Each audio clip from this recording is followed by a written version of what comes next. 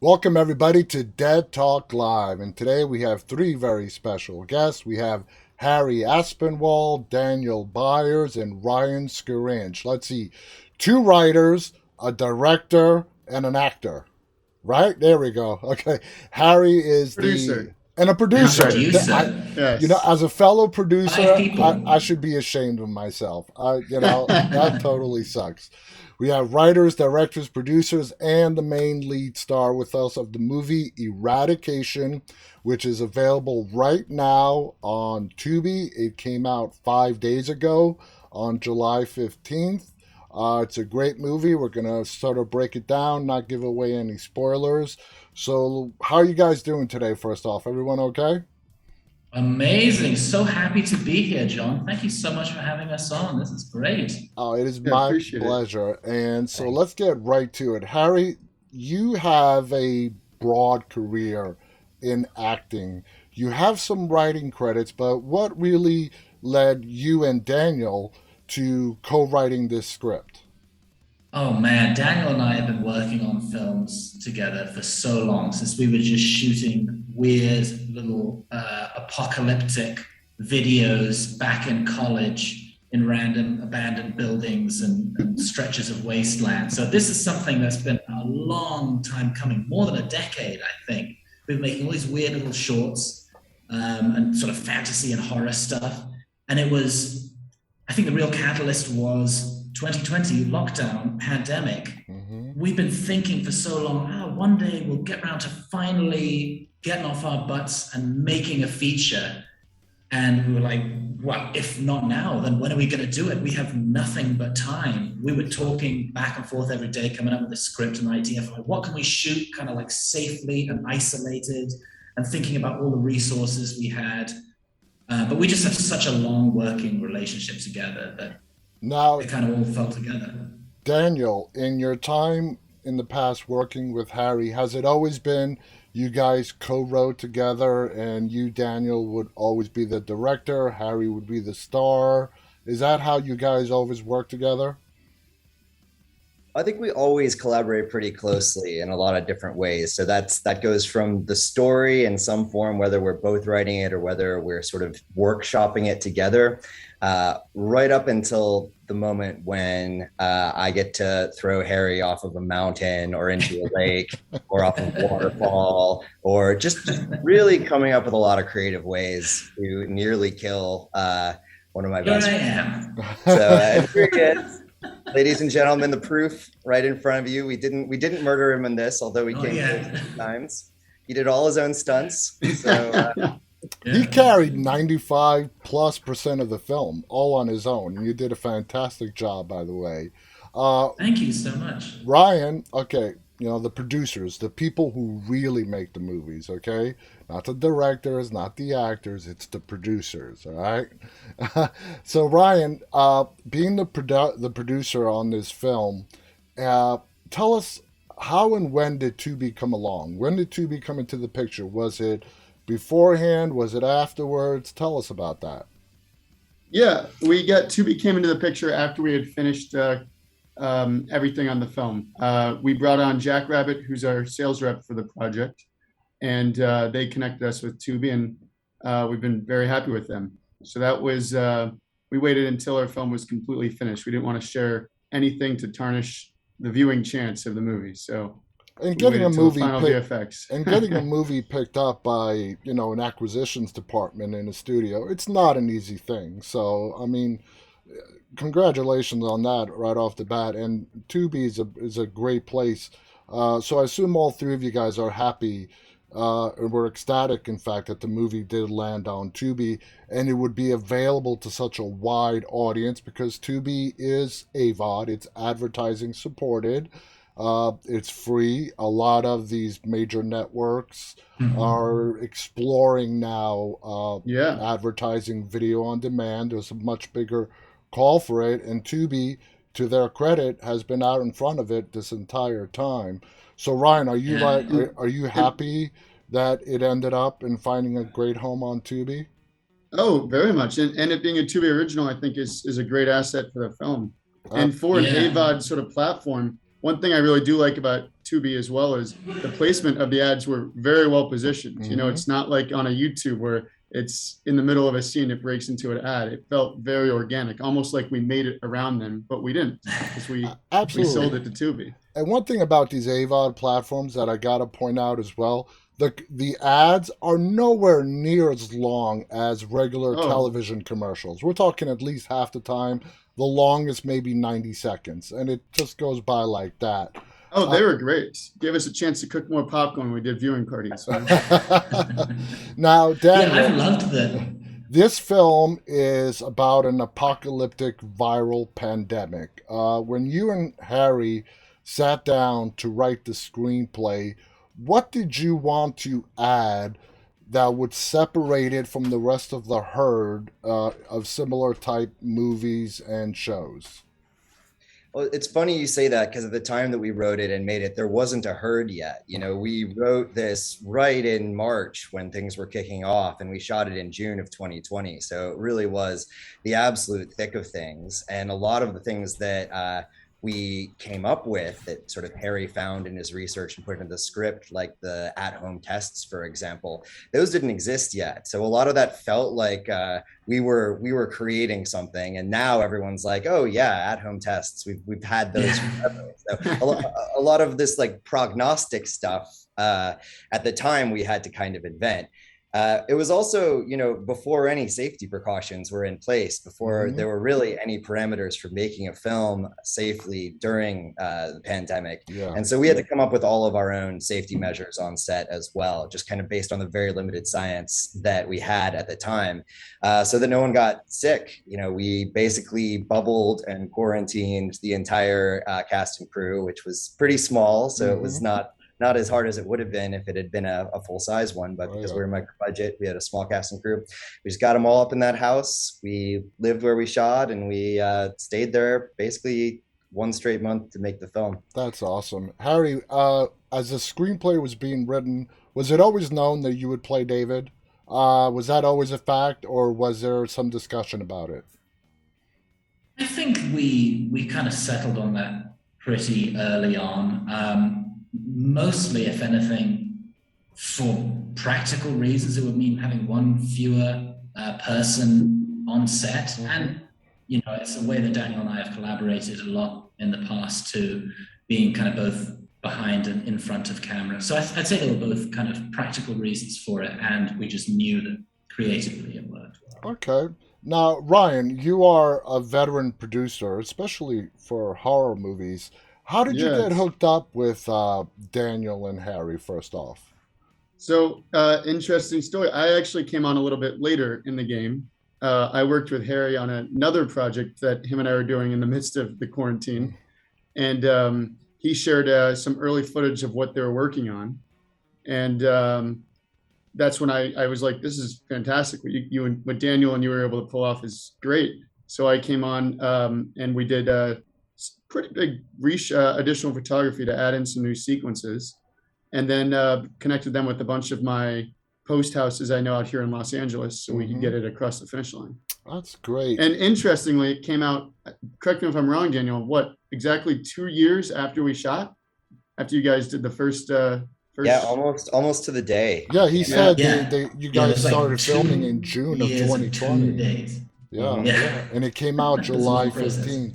Ryan, besides COVID and the challenges that faced, was there anything that was especially challenging for this film besides COVID? Anything else that, you know, presented a challenge for you as a producer? Well, limited budget, but I mean, that was certainly something. It was pretty, I mean, honestly, when I came on, they had so much already accomplished. From a production standpoint, things were not as difficult as they had to be. I think the harder element was getting a lot of the visual effects put in, a lot of the color, a lot of the things on the post side to a acceptable element on our tight budget. Okay. And so I was working a lot of our relationships to get that across the finish line, like I said. Well, like I always say, tight budgets always breed innovation. You always find a way to make it work. And that's true. And I think maybe all three of us, I think played the character that was in the hazmat suit just for ease. Why not? Yeah. Why Just not? We were talking one about less that person to earlier. hire, you know? Yeah.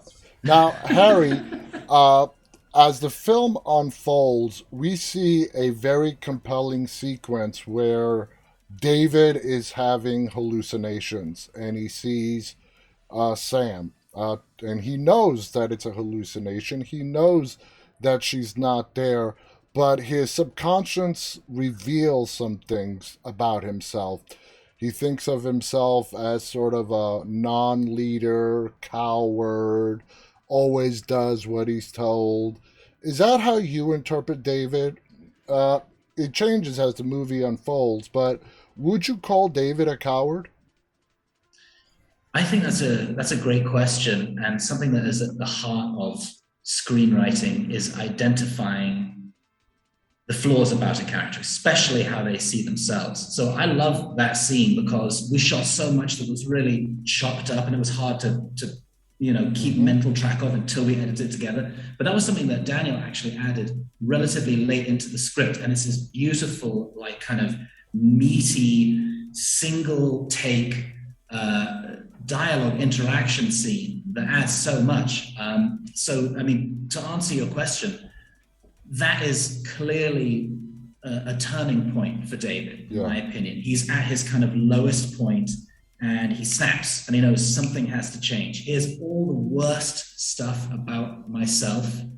What am I going to do to change it? And he heads off in this not necessarily logical, but certainly manic and energetic direction. So I'm really glad you landed on that scene. Oh yeah, and he starts taking some risks after that point. Now, Daniel, the even though it's not directly told to us through some clues in the film, it looks like this movie takes place at like the foothills of the Appalachian Mountains in Georgia.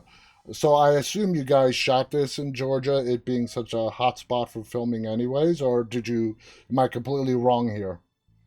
I'd love to shoot in Georgia. I'm from West Virginia myself, so the South is in my bones. But no, we shot this way up north. We shot this in the Adirondacks, Lake Placid, New York, in a family house, and that's also a place that's really special to me. The weather and the nature up there is like no other place I've been on Earth. It's a swamp ecosystem, but also a mountain ecosystem all at once. So you get these beautiful, strange mists that just pour in over the mountains. And one of the ways that we knew that we could get a lot of mileage out of our small budget was to go out and just really utilize nature. That was the one thing that we had a lot of. And one thing, to answer your previous question, that I think set us apart from maybe some of the other quar horror that was going on. There was a lot of stuff being done using Zoom, and we have some elements of using technology to communicate at distance in this as well. That's an important part of sort of showing a relationship when two people can't be together. But we also wanted to get out there into the mountains. And there were some days when Harry and I would hike with, all of our equipment, cameras, tripods, everything, through the rain for miles up to the top of mountains to get some of these shots, some of these big landscape vistas, just the two of us. And I think it really paid off. They're some of my favorite shots in the movie. Absolutely. Yeah. Now, Daniel, a lot of people are going to walk away from this film with one particular question, and it's a simple but not so simple question. Why? Why are the people in charge doing what they're doing? Okay, we're not giving that much away here, but I think you know what I'm talking about. Why are they doing this? What benefit does this serve?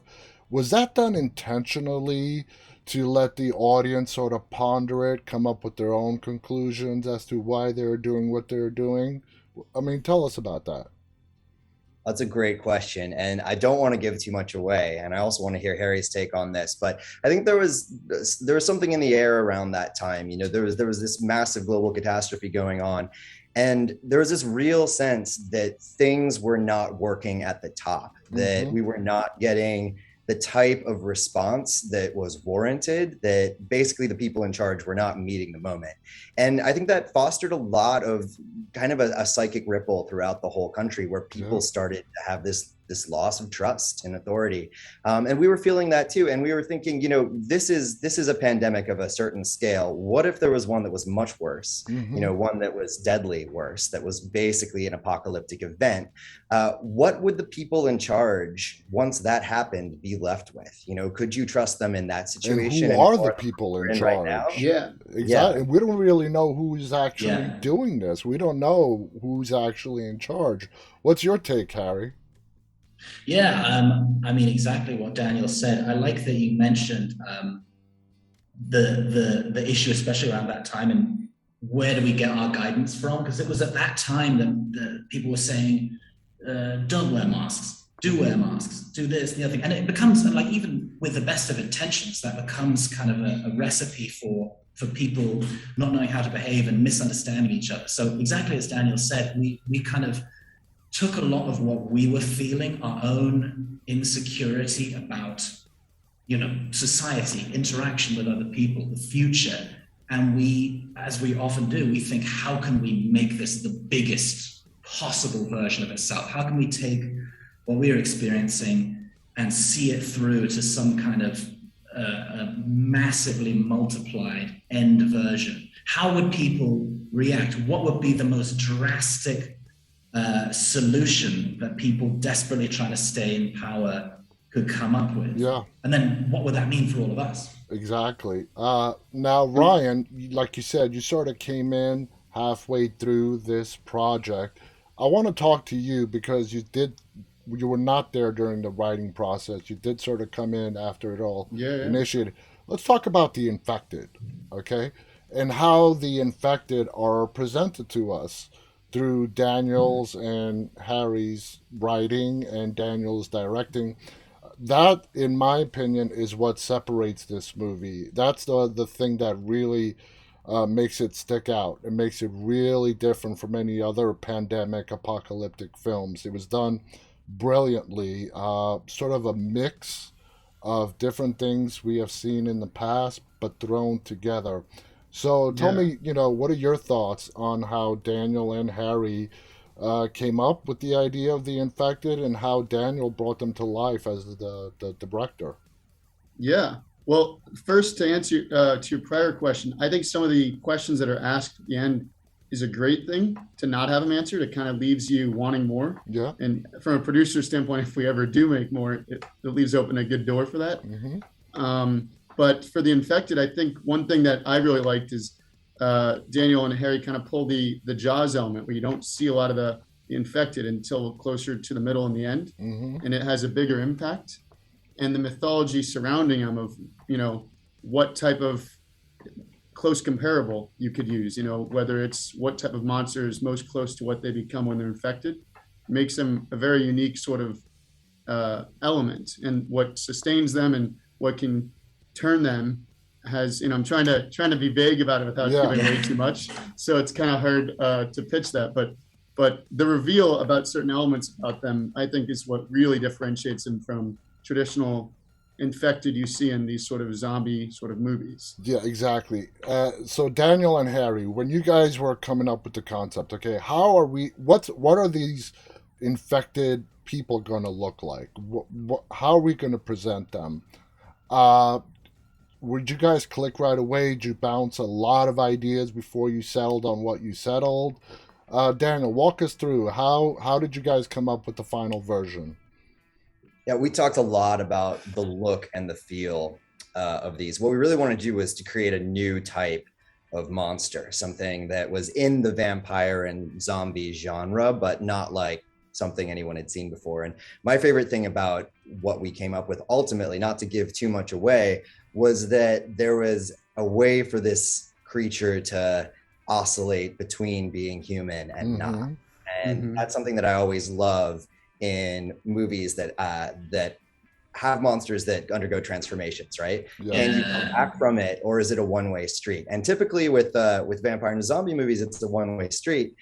We wanted to kind of challenge that and create something new that allowed like some of those intense, weird emotions that come up when somebody's love changes to be complicated even further. It was really fun from a writing perspective because you can you can see these stages of desperation in people. You're never completely lost, but where you find yourself on this transformation going back and forth puts these characters into very strange conundrums. Like Ryan was saying, the mechanics of how these monsters work just gave us this kind of endless possibilities to play with, more than we could really fit into one movie. We keep coming up with new ideas for how we can use these monsters to tell other kind of weird, horrible stories. So that was an extremely rewarding process. The sequence towards the end between David and Sam were very intense. Okay, because the infected, you felt for them because they were not like your typical zombie where they're dead and then they come back as a creature. They're still human.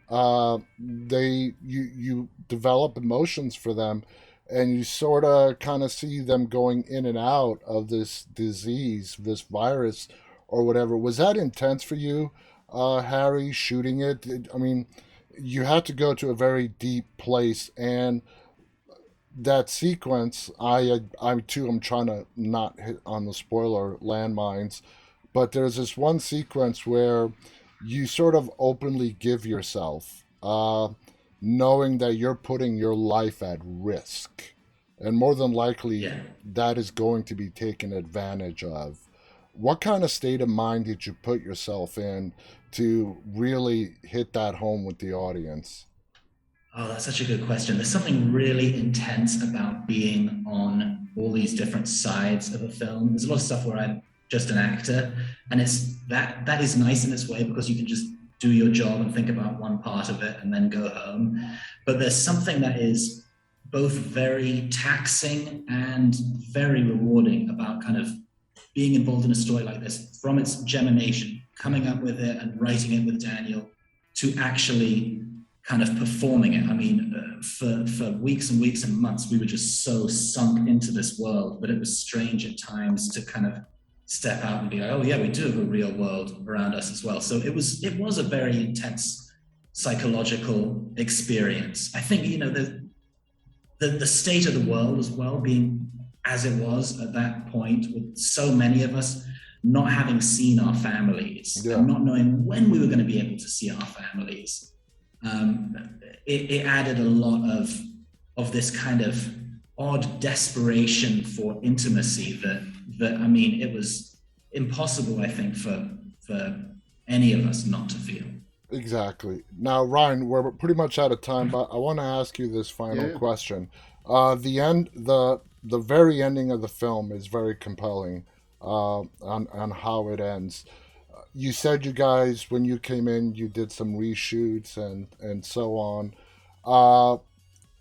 Was the ending already decided by the time you came on board, or did you have a voice and all three of you together collaborated on how you were going to close this film out? So the ending was there. They had shot that. We actually added some additional elements to it that sort of built up the anticipation of what he's walking into. And one of the biggest things for me when I came on was to try to, since I do quite a few horror films, I've made a few, I really wanted to elevate more of the horror. So a lot of the additional photography was in shooting more items that could help elevate the horror, just because that also helps sell more. I always think from a producer standpoint of trying to make money. So a lot of what we did end up doing was that, but the ending was pretty much stayed intact. We elevated it, I think, with some of the additional photography, but that decision was still there. I did not see that ending coming. I did. It's divisive. Yeah, it totally surprised me.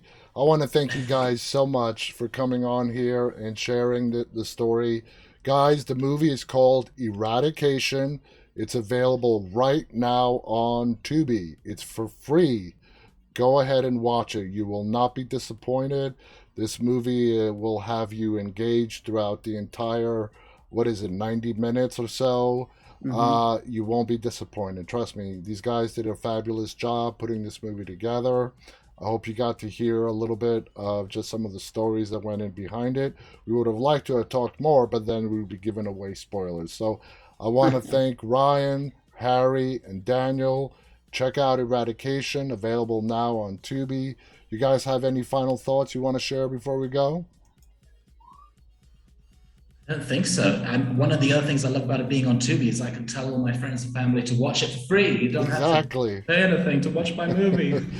So you should watch it too. Yeah, you don't have that awkward moment, where you're telling somebody that you know they're going to have to pay for it. I think that makes it great as well. Yeah. Thank you guys again. Congratulations. Thank you very much, John. This film is going to do amazingly well. I have no doubt about it. Thank you to our audience, those who are tuning in live, and those who will be watching this later on.